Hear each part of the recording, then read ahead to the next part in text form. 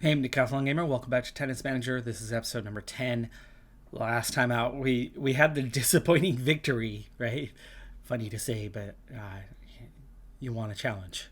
And beating the number 20 player in the world easily was not enough of a challenge. So let's see if it's been a week. Let's see if there's been enough of an update, if the balancing's been addressed yet. We continue on with the Australian Open against Danielle Collins. All right, so match underway, and Love 15. we lose the first point. Always a good sign, but we 15 instantly answer back. It's an aggressive play that does work out in our 13, favor, and 15. then we followed up with an ace that we shouldn't be able to Second get set. with such low serve 30. ratings. But she does answer back immediately, 30-30 now. 40, 30. And we go up 40-30. 4. And she's got us on that one. And we're back to deuce. It's so weird to root for your opponent. But it happens. Advantage. It happens. Especially in team sports where there's lots of teams. You'll often root for one team over another. Because you really don't like one team. And that's the team you want to see lose. And if your team can't beat them, you hope that somebody else can, right? Not quite the situation here when it's head-to-head. You pretty much would be guaranteed 100% of the time to root for yourself. Unless it's the story of a lifetime for the opponent. Game. First game was still going. Finally, we come out on the losing end of this first game with service. Let's see if she can put us in our place quickly, or are we going to provide more challenge than we should be able.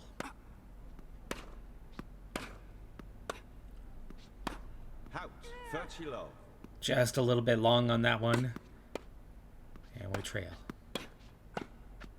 40 love. Okay, things are looking good so far. Things are looking good as we are down 2 games. Let's speed things up and see if the trend continues. Honestly, against an opponent this good, against a number 14 player, we should be lucky to win a game. One. And it's looking that way as we are trailing 4 love here. Could it be? Well, we got our one game, but could it be that the balancing has finally been addressed and we can really dive headfirst now back into the series and see us progress at a 30, logical 40. level, at a logical rate. Deuce.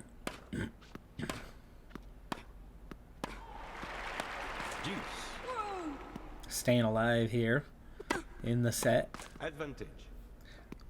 You know, it's one match. Second So set. even if we do lose here, Deuce. I won't be fully convinced. But we've never, Advantage. we've lost, but we've never been just 4. blown Second out. set. No matter what the level of competition was Deuce. or the level of opposition.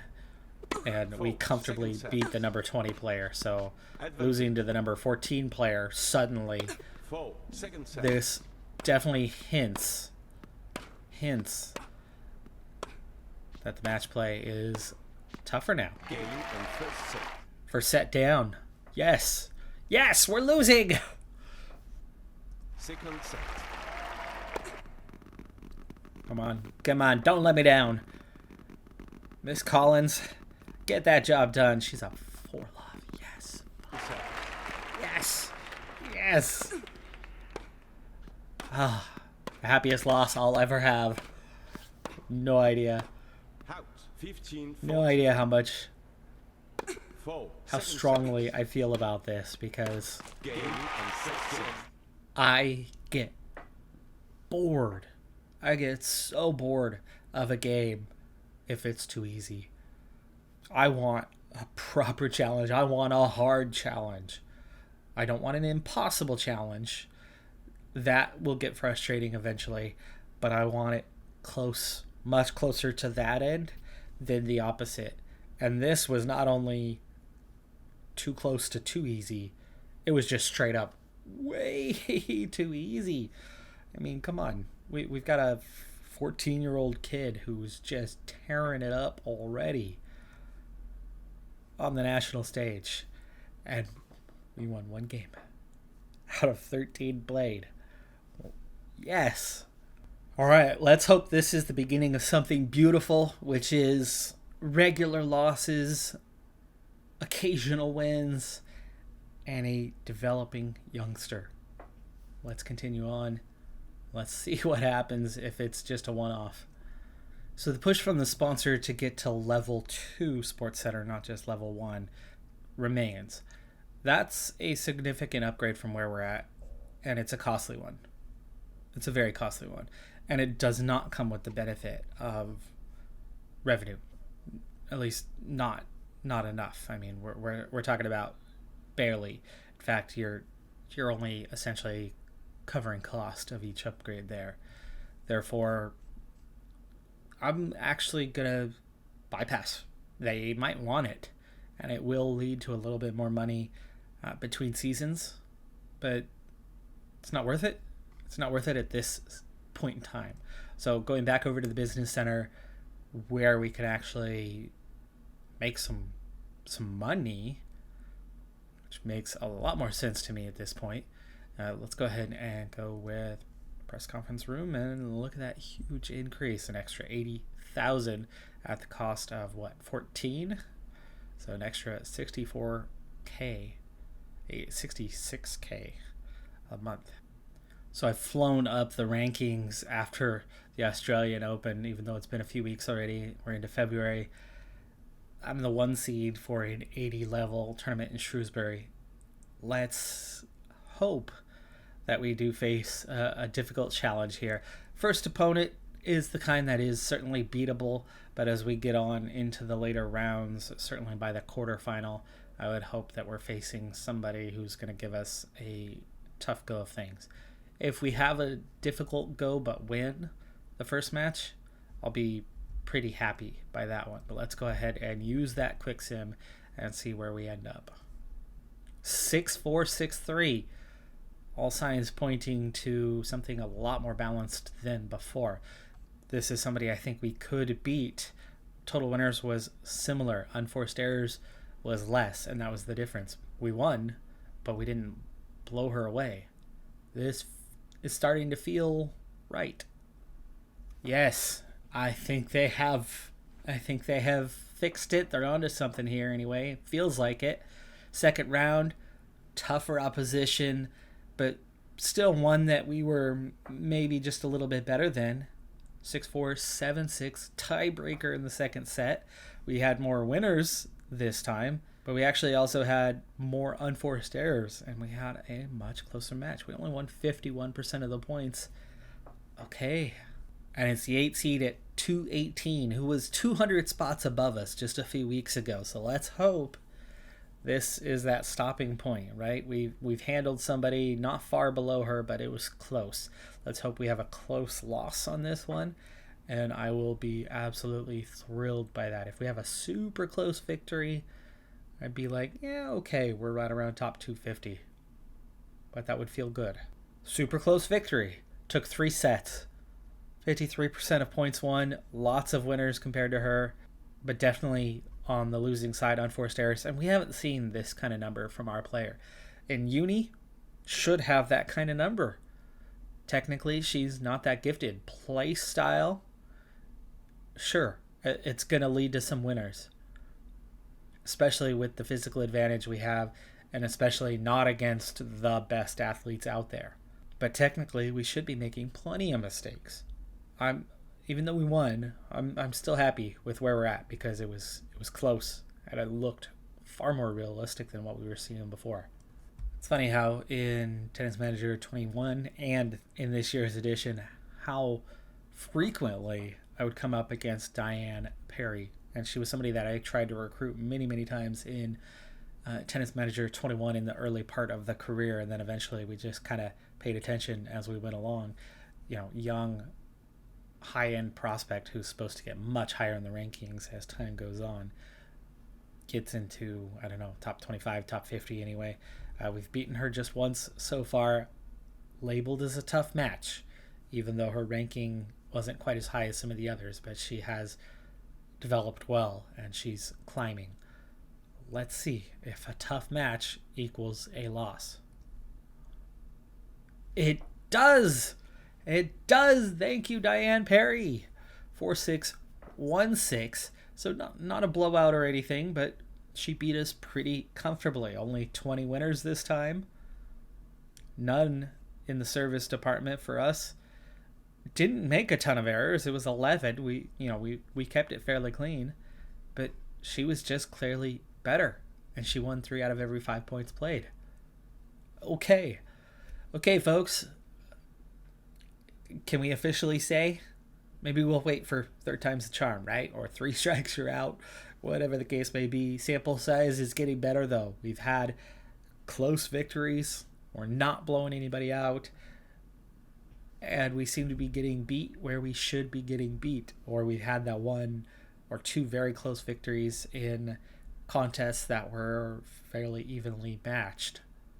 Okay, I'm happy so far.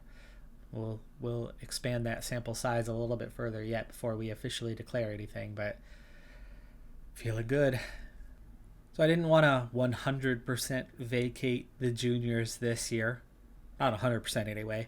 So we have one 500 level tournament that we are set up for. Now we have a perfect opportunity to see where we're at with things. I mean, you would suspect against some juniors, these first 3 rounds anyway, are looking pretty strong. And then we'll see where we kind of fare in the later rounds. First round was an easy match, and it proved to be 6-1, 6-0. The opponent for the second round did look to be a little bit better, but it was still considered an easy match. And here's the results that back that up. It was still easy for us, but it was a little bit closer. I mean, we did lose a few games along the way here against Seidel. Again, pointing to balancing is looking better because, it was 6-1, 6-0 or 6-0, 6-0 in all of these types of matches before. This is looking like we at least were challenged a bit anyway. We lucked out with the only seeded opponent that we could have found in the third round, got knocked out somewhere in the first 2. So we had a lower ranked opponent, but again, somebody who was about similar quality to the one we had in the second round. And again, we get the win, but again, we are challenged a bit. 6-2, 6-4 this time. We were still well ahead. We were still comfortable, but it wasn't the crazy blowout. Here comes the quarterfinal, and you can see that all of the opponents are seeded, except for one, our opponent. So we're going to have the easy quarterfinal matchup, theoretically. But now that we've reached the semifinals, 3 out of 4 are pretty good. And that means we're actually going to be offered, hopefully, a challenge here in what's to come, especially if Nagonier gets past Castalis. We're looking at, whether it's semifinal or if we do get to the final, we're looking at tough challenges in both matches. And so that means we finally might hit a roadblock that is not the constant wins in the juniors. Balanced match. This is the first time we've had a balanced match. And by this point, it's not entirely surprising that we've gone far enough to get on par with, top 10 players in the juniors. We've made a lot of progression in development over a year and a half or a year and a quarter. And we're out in the semis in what was supposed to be a balanced match. So, yeah, there you go. 2-6, 4-6. We didn't even make the final. I would have played the final against Nagonier, but we don't make it to the final. Unforced Errors was very similar, only one apart from each other, but she definitely had us beat on the winners, and that was the difference. And we're out, and I think we can now confirm it. The balancing has been addressed, and now Uni is no longer the crazy dominant superhero that she was looking to be. Now she's just a talented youngster who is competing amongst the best of youngsters. So that means as the season goes on, if we are struggling at the World Tour level, we might focus a little bit on balancing between that and the juniors. But of course, we've already made enough progress, and you can see we're competing just fine amongst the top 10. I think Another Day and Jabo is somebody we beat, as it was labeled as balanced, so we could easily beat her on Another Day, especially as we continue to develop. So, yes, we're in it, and I think we can pick up the pace on the series again as a result, back to a couple times a week anyway. Next logical upgrade, again, still focused on finances at this point in the year. Maybe we'll still get to the Sports Center before the end of the year, but for now, we want money. We want to bring in loads of money and in a hurry. So this one looks to be a pretty solid upgrade, with the restaurant income going up by 54,000, and the trade-off on the expenses and how much it costs to do the upgrade. It makes perfect sense, though it will take 3 months to complete this one. Uni is asking to renegotiate. We're going to go ahead and accept the 4% reduction. She's not going to be winning as much. I don't think her ranking is going to change a whole lot from here, but it has gone up rapidly. So our 58% is insane. So we'll go ahead and accept that reduction to keep her happy, because I think we're going to have to renegotiate fairly soon. I think it was a 2-year deal to start out. We're already in the middle of that second year. I thought it was pretty clear already, but just to reinforce how much clearer it is, this week is where we saw the update regarding training. And you can see prior to that week, our development was just insanely rapid. Technically, because it was low. We didn't focus on it, but because of how low it was very rapid. Mental, we weren't focusing on, but it was still coming up fairly quickly. What we focused on was physical. You can see it just climbed and climbed and climbed and climbed. Now, since then, everything has slowed down except for the one spike, which was that mental one where you get everything at once, right? You have 8 of them, but 4 of them you manage and 4 you don't. That was the 4 you don't. So that was where we had that breakthrough week. But otherwise, it's been climbing, sure, but it's been steady. In twice as long, we've covered less ground, right? We've gone from low grid here to almost half grid here. So a little over 1 grid covered, where we covered essentially 2 grids, right? Or maybe 2 and a partial in significantly less time. Here, you're looking at 1 grid. If you exclude the jump, we're looking at just slightly less than 1 grid in a much longer span than what we had there. And neither time have we really focused on. Actually, we are kind of focusing on it now, as I've put a lot of training into positioning of late, trying to get these last 2. Stamina and positioning have been the 2 that I've been focused on for a while now. Stamina, climbing very slow despite only being an 8. 1 hard session every week excuse me, on trying to build stamina.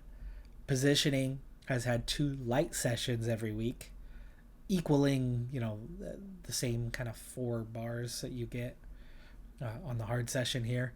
So similar, and it's climbing, but it's they're both climbing pretty slow. And of course, technically, we still have a long ways to go.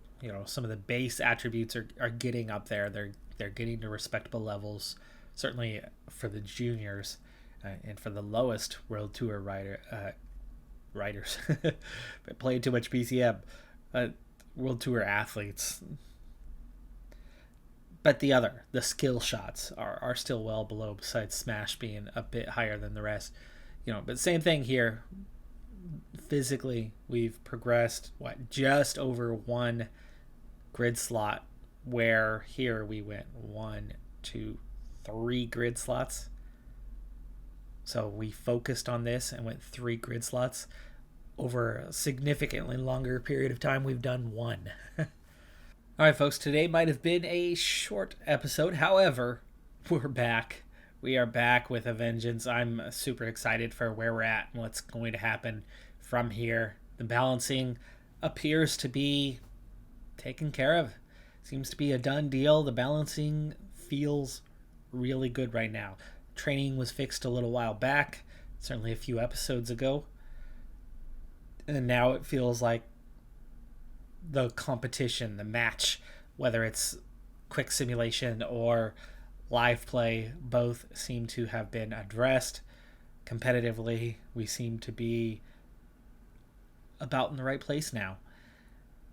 And for that, I am super excited to get this series back up to a regular flow. So look for more content coming soon. That's going to do it for this episode, though. I'm Decathlon Gamer. Like, comment, subscribe, and I'll see you next time. Have a good one. Be safe out there, and bye for now.